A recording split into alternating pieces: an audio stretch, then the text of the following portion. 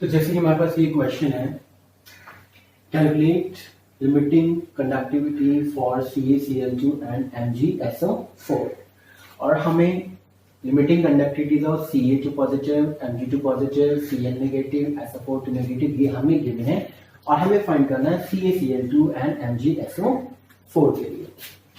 तो पहले देखते हैं CaCl2 के लिए जाएगा लिमिटिंग फॉर CaCl2। तो इसमें क्या हो जाएगा हमारे पास, limiting conductivity of Ca2 positive plus limiting conductivity of Cl, यहाँ पे 2 है तो 2 मल्टीप्लाई में आ जाएगा और यह रहेगा Cl नेगेटिव। तो कैल्शियम की conductivity plus 2 into chloride ion की कंडक्टिविटी। क्यों? क्योंकि CaCl2 में C के साथ तो कोई आयन नहीं है, लेकिन Cl में 2 आयन है, तो इसने यहाँ पे 2 से मल्टीप्लाई किया, यहाँ पे नहीं किया। कैल्शियम की है 119, क्लोरीन को 2 से मल्टीप्लाई करना पड़ेगा, तो 2 मल्टीप्लाई बाई Cl की कितनी है 76.3, तो जाएगा 119 प्लस 2 से मल्टीप्लाई करेगा 2 3 6, 2 6 12 का 1 कैरी, 2 10 का 14, 50। अगर इनको ऐड करें 0.6 तो आ जाएगा, 9 और 2 11 का 1 कैरी, 2 और 5 7, 1 और 1 2, तो जाएगा 271.6। सेकेंड केस में हमें निकालनी है MgSO4 के लिए, फॉर MgSO4। तो अगर यहां देखिए मैग्नीशियम का भी 1 आयन है, सल्फेट का भी 1 आयन है, तो ये हम इसको कैलरॉस लॉ के अकॉर्डिंग ब्रेक करेंगे, जैसे हमने CaCl2 में किया है। Limiting conductivity of Mg2 positive plus limiting conductivity of SO4 2 negative. क्योंकि दोनों के आयन 1 1 है तो हमने कोई मल्टीप्लाई नहीं किया। तो Mg2 पॉजिटिव की limiting conductivity 106 and sulphate ion की 160, दोनों को ऐड करें 6 और 0 6, 0 6 6, 1 प्लस 1 2, तो जाएगी 266.0। That mean 7 centimetre square mole inverse, 7 centimetre square mole inverse. तो इस तरह से हम सिंपल तरीके से किसी भी इलेक्ट्रोलाइट के लिए मोलर कंडक्टिविटी इनफाइनाइट डायमेंशन पे निकाल सकते हैं, that mean limiting molar conductivity निकाल सकते हैं। सेकंड क्वेश्चन में, if molar conductivity at infinite dilution of NaCl, HCl, CH3, COO, Na are given to us, what will be that of acetic acid? तो हमें 3 इलेक्ट्रोलाइट की limiting conductivities given है और इनकी हेल्प से हमें एसिटिक एसिड की निकालनी है। पहले क्या करेंगे, हम जो इलेक्ट्रोलाइट गिवन है उसको कैलरॉस लॉ के अकॉर्डिंग इस तरह से रिलेशन को ओपन कर देंगे, एक्सप्रेस कर देंगे। जैसे मेरे पास फर्स्ट है NaCl के लिए, तो हो जाएगा फॉर NaCl, इसका मतलब क्या है, conductivity of Na positive plus limiting conductivity of Cl negative, और इसकी वैल्यू में गिवन है NaCl के लिए 126.4, हमने इसको 1 मान लिया। सेकंड मेरे पास है HCl, तो इसको HCl के लिए निकालते हैं हम, तो जाएगा limiting conductivity for H plus and limiting conductivity of Cl negative, और इसकी वैल्यू हमें गिवन है 425.9, इसको हमने 2 रैप कर दिया। थर्ड में निकालना है लिमिटिंग कंडक्टिविटी फॉर CH3COO तो जाएगा लिमिटिंग कंडक्टिविटी ऑफ CH3COO, ये नेगेटिव चार्ज में आ जाएगा, ये एनाइन का पार्ट है, एंड Na पॉजिटिव क्योंकि सोडियम मेटल है तो पॉजिटिव चली जाएगी, CH3O ये कार्बोक्सिलेट ग्रुप है, इस पे नेगेटिव चार्ज आ जाएगा। तो इसकी वैल्यू हमें गिवन है 91.0, इसको हमने 3 रैप कर दिया। हमें कैलकुलेट किस लिए करना है, हमें करना है फॉर एसिटिक एसिड, जो हमें कैलकुलेट करना है। एसिटिक एसिड मींस Cl3COH के लिए हमें कैलकुलेट करना है। तो अगर इसको भी एक्सप्रेस करें हम, तो ये हो जाएगा CH3COO negative plus H positive. तो हमें इस चीज की कंडक्टिविटी को कैलकुलेट करना है इन रिलेशन से। कैसे करेंगे हम? सबसे पहले देखेंगे हमें क्या क्या चाहिए। हमें एक तो CH3COO चाहिए, एक H प्लस चाहिए, हमें NaCl नहीं चाहिए।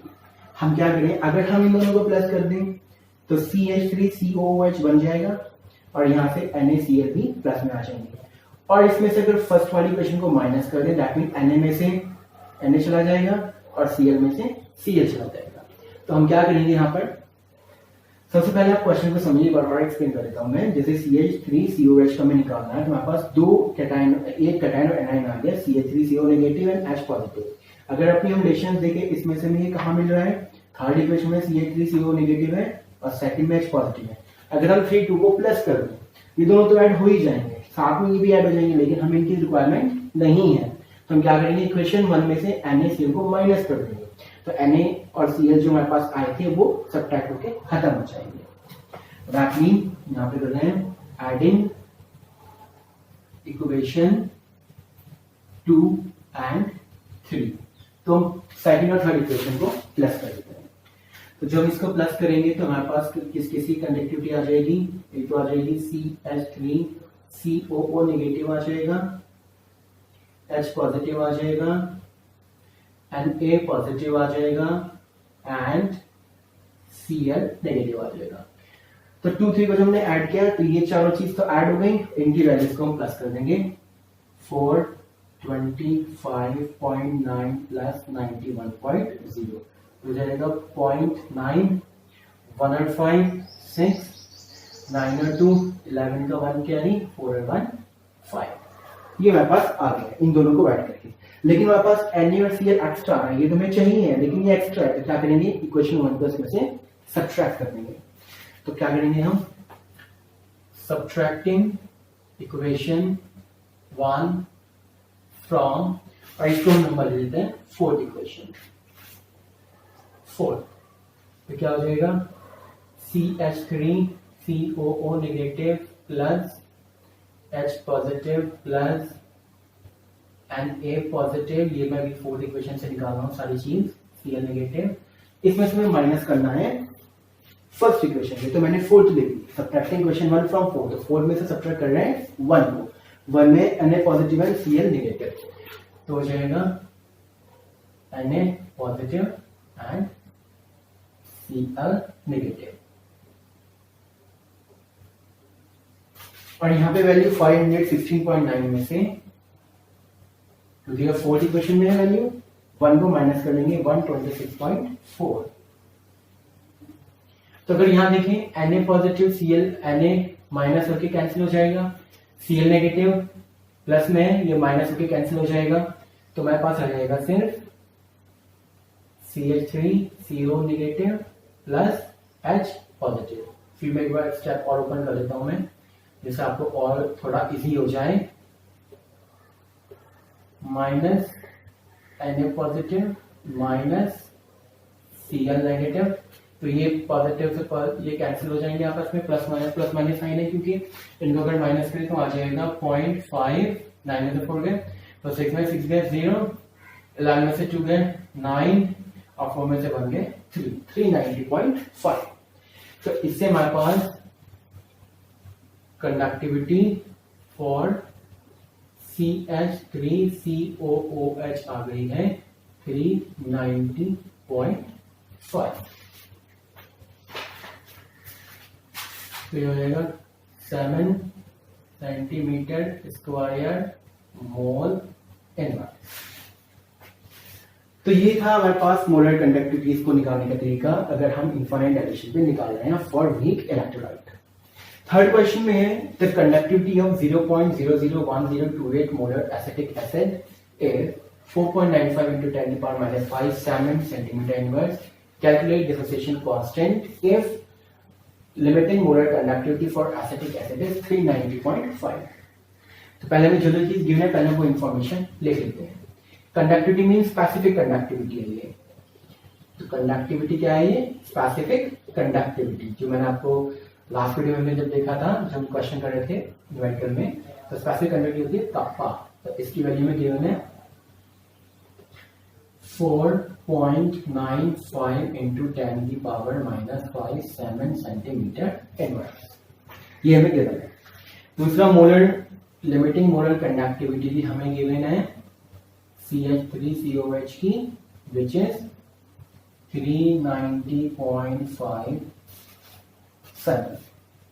तो हमें क्या निकालना है, dissociation constant, and dissociation constant निकालने पहले हमें चाहिए डिग्री ऑफ डिसोसिएशन, क्योंकि डिसोसिएशन कांस्टेंट अभी हमने देखा था वीडियो में, इससे पहले ही अभी, कि डिसोसिएशन कांस्टेंट फॉर्म होता है C∝² 1 - अल्फा। तो पहले हमें अल्फा चाहिए, अल्फा क्या है, degree of dissociation.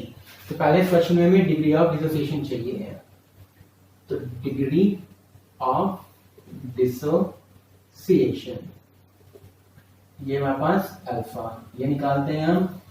Molar conductivity जो हमें गिवन होगी, दैट मींस जिस कंसंट्रेशन पे निकालनी है, upon limiting molar conductivity.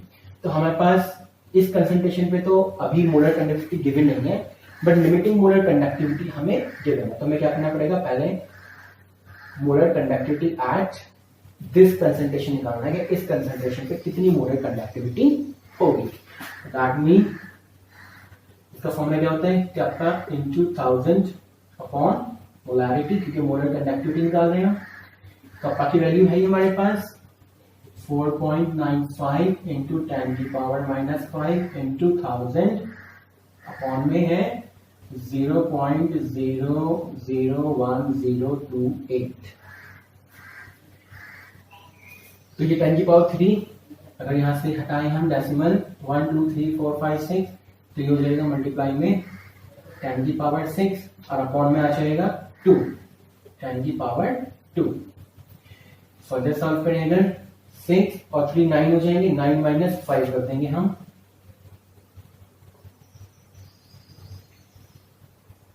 Upon में 1028 इंटू 100। तो जाएगा 495 इंटू 10 की पावर 4 अपॉन 1028 इंटू 100। तो अगर इसकी बात करें हम, 4 में से अगर 20 माइनस कर दें 2 ही रह जाएगी, तो 49500 अपॉन 1028, जो आप इसको डिवाइड करेंगे, इसकी आपकी वैल्यू आ जाएगी निकलकर 48.15 सेंटीमीटर स्क्वायर मोल इनवर्स। तो हम क्या करेंगे, अब यहां से अल्फा की वैल्यू निकाल देंगे, डिग्री ऑफ डिसोसिएशन, डेलम जैपनी जो हमने निकाली है 48.15 अपॉन लिमिटिंग मोलर कंडक्टिविटी जो हमें क्वेश्चन में गिवन थी 390.5। अब जब इसको सॉल्व करेंगे, इसको डिवाइड करेंगे, तो आपका आंसर आ जाएगा 0.1233। कुछ कैलकुलेशन मैंने पहले कर रखी जिससे कि वीडियो ज्यादा लेंथी ना हो, आप इसको डिवाइड करेंगे तो you will get the same answer 0.1233। ये आई हमारे पास डिग्री ऑफ डिसोसिएशन। हमें फाइंड करना है डिसोसिएशन कांस्टेंट। तो डिसोसिएशन कांस्टेंट दैट मीन ये भी हमें यही निकालना है, ये हो जाएगा हमारे पास C alpha square upon 1 minus alpha.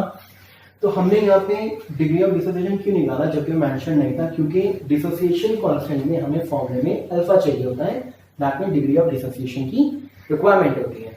तो इस वजह से हमने यहाँ पे डिग्री ऑफ डिसोसिएशन कैलकुलेट किया, क्योंकि हमें इसकी वैल्यू यहाँ पे पुट करनी है। सी अगर हम देखें कंसंट्रेशन है, कंसंट्रेशन कितनी हमारे पास 0.00128। ये जो मोलर एसिडिक एसिड लिखा है this is the concentration. Alpha square जो हमने भी वैल्यू निकाली है 0.1233 का whole square upon 1 minus alpha, alpha की वैल्यू फिर आ जाएगी 0.1233।